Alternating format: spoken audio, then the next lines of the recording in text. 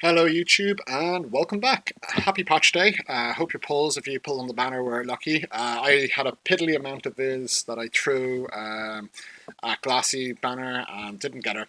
I would have liked her. It would have kind of enabled me to do a nice like anti-slash team and stuff, and would have gone well with the cane that I'm definitely going to pull, I hope, down the line. But until then, we're going to make do with what we have. So anyway, don't know if you maybe don't watch the channel at all. I'm relatively small, but my last couple of videos I've been kind of showing off my triple heal, double full life team.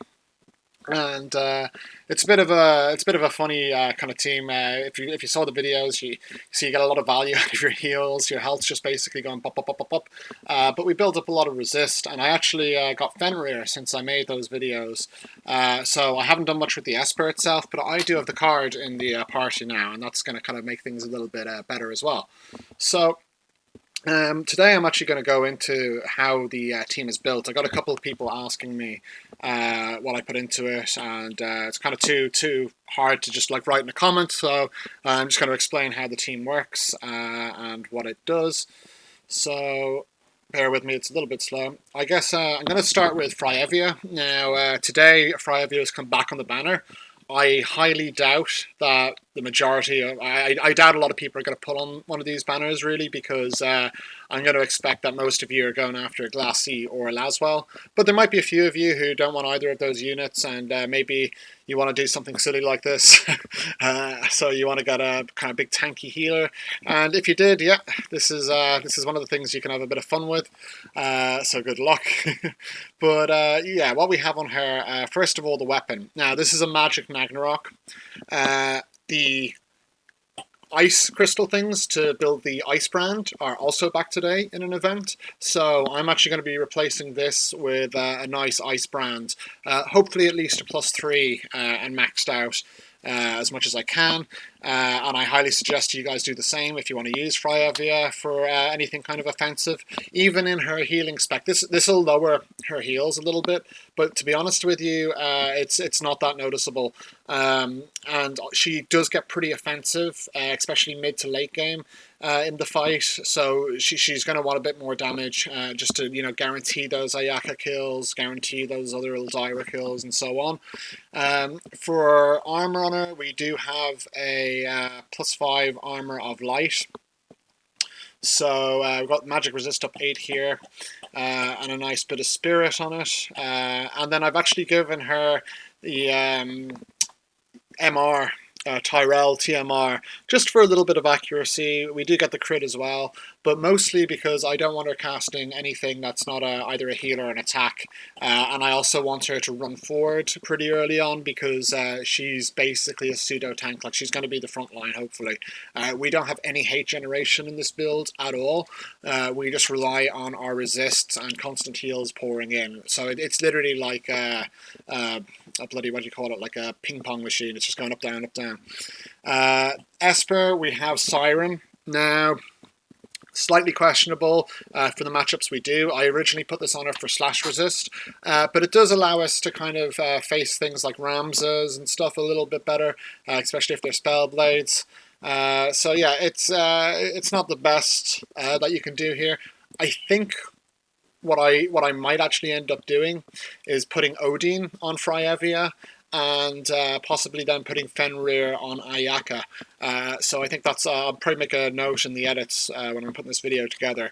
So hopefully something should pop up here. If not, it's because I was too lazy to do it. But it'll, yeah, go over that. So yeah, that's basically your front line. That's your Fryevia. So I guess finally we'll just have a little check at her. So she does only have 12 spirit, which doesn't seem like a lot of mitigation. But keep in mind, she's always going to have barrier up on her. She's going to start out with magic resist on her. So that's going to mitigate a lot of that. And we do actually have a fairly respectable, call it 70% magic attack resistance. And that's without any buffs. So, that's not too shabby at all. When I actually get my Fenrir up a little bit, we'll get another point on that. So that'll be nice. For spells, We have full life and her heals, and the majority of her like Blizzaga blades and Blizzard blades. We do not have raise. It's a double-edged sword. This can either work really well, or this can absolutely destroy your game. And I'll tell you why, because basically if this doesn't proc, and it's got a lot lower chance of proccing than full life, it's basically just skip turn. Skip turn but use your CT. So I don't like this in a lot of situations. I'd love this if it was a little bit better, maybe if it was even a faster cast or slightly higher chance to raise, but as it is, no good. So that's why that's off. Then we're going to take a look at, I guess, Ildira. So Ildira obviously has her Platinum Mace. She does have a Smart Coat +4. I'd love to get this +5, but it's not on the cards right now. But she gets a big 21 Spirit and Magic Defense up. So, that's roughly, near enough a quarter damage mitigation for magic attacks alone. I have Ayaka's Step on her, just to give her a little bit more agility. And then she's got Shiva, because I want her to act fast, and Trosu just to boost her personal attack up. This isn't going to do much for the rest of our team. Also, Fryevia's Limit Burst is turned off. So, yeah. We'll just have a quick look at her stats. She's got pretty much all her Arithmetician, offensive, and heal spells on. We do have Resist Magic from Spellblade, which she'll cast on turn 1 in this setup. And maybe for this map I should swap this out for the height. I'm not entirely sure, to be honest with you. I haven't thought about it much yet. But you can kind of think that yourself. And then we'll just have a look in her base stats. And she's actually got 36% magic resist. So 36% magic resist and 32 spirit. So, it's going to take a couple of decent chunky hits of magic to actually take her down either. And she's got instant heals as well. So, and she's going to be pretty fast. So, it speaks for itself. And then finally, Ayaka. So she's got a pretty badly crafted Platinum Rod on her. You just want as much raw magic, basically, as possible. In this build anyway. Just to look at her skills real quickly. We have White Mage, and we actually have Shell turned on. Shell is another 25% reduction of incoming magic damage. Because we have 2 other healing sources, it doesn't matter if Ayaka is caught up casting Shell a lot of the time. Nothing's perfect. There will be times where a Shell's coming out and it's not a good time, but that's just the luck of the draw. And all in all, it's a really, really great spell. I understand why people turn it off in kind of like squishier comps where you need more heals, but for something like this, it really gives you a big benefit to the team, and you're going to see that. If you haven't seen that in the videos before, I'll do a few runs here after, and you'll see it there. So yeah, her skills, just her heals are obviously on. We have her in White Mage spec, and she doesn't have Raise on, but she does have full life obviously as well as her ult. Slow counter, which is quite nice as well. Never underestimate that. And a little bit of armor. This is, to be honest with you, a filler accessory. If you have something kind of better, I would definitely equip it. And for the sake of this, I have the Kaleido Moon on her. She will buff the team early with that. And it's not necessarily needed for the AP gain, although that's not a terrible thing on Fryevia, but it is good for the extra little bit of damage at the start. It might give us the chance to take somebody down very early, so if that procs, basically, if that chance procs, I think that's a good investment. She's got Ramu on her as my secondary best magic Esper. And I actually give her the Leona's Castle because, again, I want her to be kind of bulky. And you should see that she's got 25 spirit, which isn't too shabby. And she's got 22 magic resist. So she's probably the squishiest in the team. But she does go down. We do have Fryevia, who shouldn't really go down very quickly at all. Like, she's always going to be the last one standing if it goes wrong. She's going to be able to pick Ayaka back up. So yeah, it's not too bad. So yeah, I guess with that said and done, we're going to jump into some battles, because that's the fun part. So bear with me and I'll find an opponent. Okay, so this is the typical kind of team that you're going to be looking out for, right? They have a tank and then 2 magic-y people, right? So the biggest threat damage-wise is not obviously going to be the Kill Fae. It is in fact going to be the tank, the Engelbert. And our win condition is basically to take out the Ayaka, be it through AoE or Lucky Hate expiration off the tank. And once she's down, we shouldn't have too many problems at all. So we'll just jump right into it. And I'll pause just for the loading screen. Okay, so we're just about to jump in now. And this is also a new map for this team since I've showcased it last, but it doesn't really change anything. In fact, it's quite nice because it guarantees our units are always bunched up, so the heals are just kind of popping on everybody from the get-go. So what kind of Ayaka is this? She is, oh, she's got ranged TMR, okay.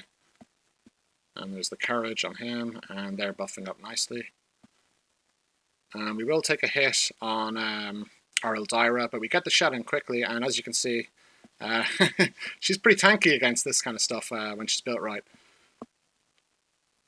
So nice big chunk of damage out there. And this will force their Ayaka's ult out pretty early. Yeah, there it goes. My Ayaka now, she's going to be fairly well protected before she goes into the front line. And there you see it there, the massive damage out of Engelbert in this team, because we're just not built to deal with that. And there goes one. It'll probably get full lifed, but it's not the end of the world. Another shell to top her up. And even though Engelbert does a lot of damage to us, our Ildira is actually able to smack her pretty hard too. Or smack him pretty hard, I should say. So the shells now at this point aren't so good, but with only 2 members left, as you can see, Ildira is able to do the job pretty well by herself to pick them off. And that's the courage, and at this point this match is pretty much GG. So I'm going to try, hopefully maybe I'll find one with a different unit or something or two in them just to show you the difference in the types of fights. Also, one really nice thing about this build is because you've got so much heals coming in, you often get quite a lot of ranking points. Okay, so this is probably one of the more common comps you're going to come up against. Obviously not Engelbert, but you'll have Warrior of Light, especially if you're kind of climbing higher, you'll see a lot more of them. So it's more or less the same. Warrior of Light is obviously a little bit more tankier, and sometimes stuff can go wrong if he does land a lucky stop on you. But all in all, it's kind of the same fight. Also, he does a little bit less sustained damage compared to Engelbert. Engelbert has like a kind of a big burst sometimes. Warrior of Light doesn't have that so much, especially if he doesn't use his ult. If he uses his ult early, it can often bait out Ayaka if the turns are unlucky with the order, and I don't want that happening.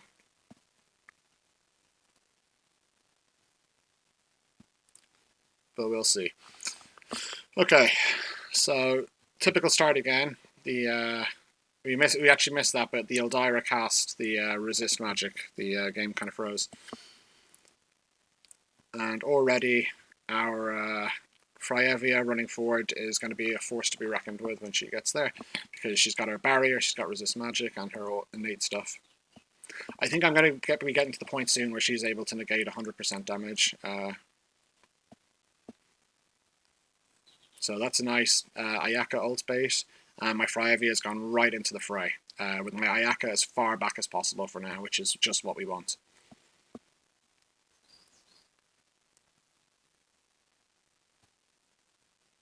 That'll be a triple hit. And that's quite nice how they've all lined up there. And now my Ayaka kind of kicking into action. We're going to start smacking them down pretty quickly now. You will sometimes see a wasted Cura from Fryevia due to the slower cast time. It's unfortunate, but it's just the way things are. And basically, if you see, once I get that Ice Brand, that Ayaka won't be surviving these hits from Fryevia.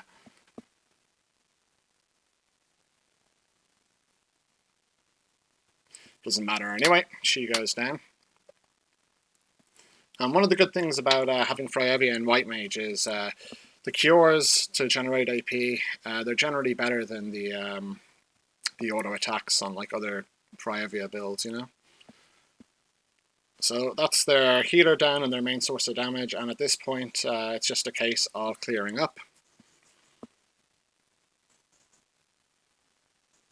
Ayaka will throw in the odd holy, So yeah, as you see, most of these games, they go down to very few actions left. Oh, actually, you know, this one I hadn't thought of, but you see this quite a lot. Kilfey, Warrior of Light, and Ildira. And this obviously has a lot more offensive power than the other two teams I've showed you, and also quicker heals. So, and it's also, Ildira is not weak to Fryevia's element. So this one can actually be a little bit trickier, but it's well doable. And this will actually kind of show off the defenses the team has even more so. So I'll skip the load, I'll come back to you now in a second. Okay, so here we go. And I'd say you'll probably see a full life or two used in this one though, even with the resists. Especially if we don't knock one down early.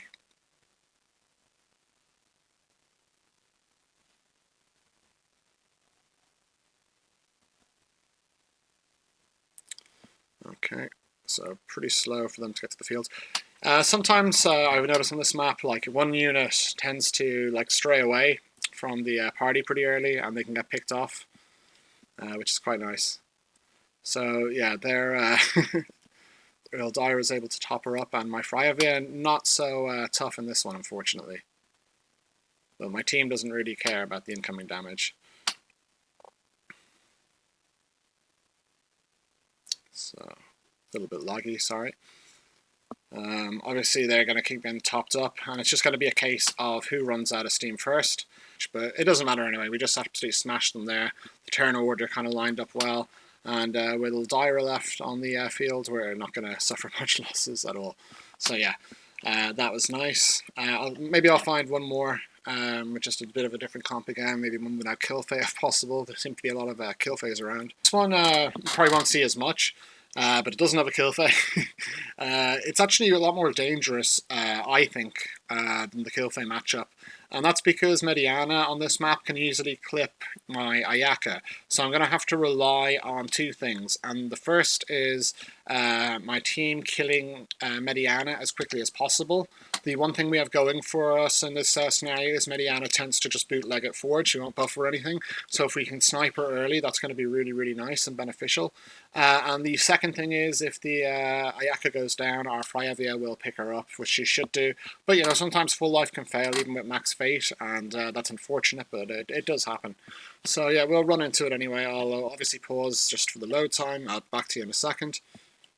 Also, again, Mediana damage with Engelbert damage together if their turns line up against us. Unfortunately, that could be a problem. You could get a situation where the Ildira and the Ayaka both go down, and then you're hoping that Fryevia is going to pick up Ayaka, but that doesn't always work out.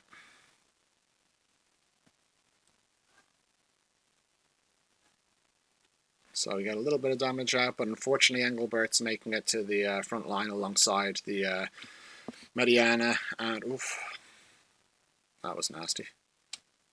Oh, and we do, oh, now just about survived it, that was nice. Okay, so panic averted for now. Oh, and there's the big Engelbert damage we were worried about. But we can survive, and hopefully, oh no. Now, this is what I'm talking about. The Mediana, I think, is now going to kill our whole party, possibly. Or, no, just the Ayaka. Okay. Well, not ideal, but we'll get the full life back on Ayaka now. And hopefully Ayaka will now pick up our Ildira. Oh god, this is going very badly. Okay, she is up.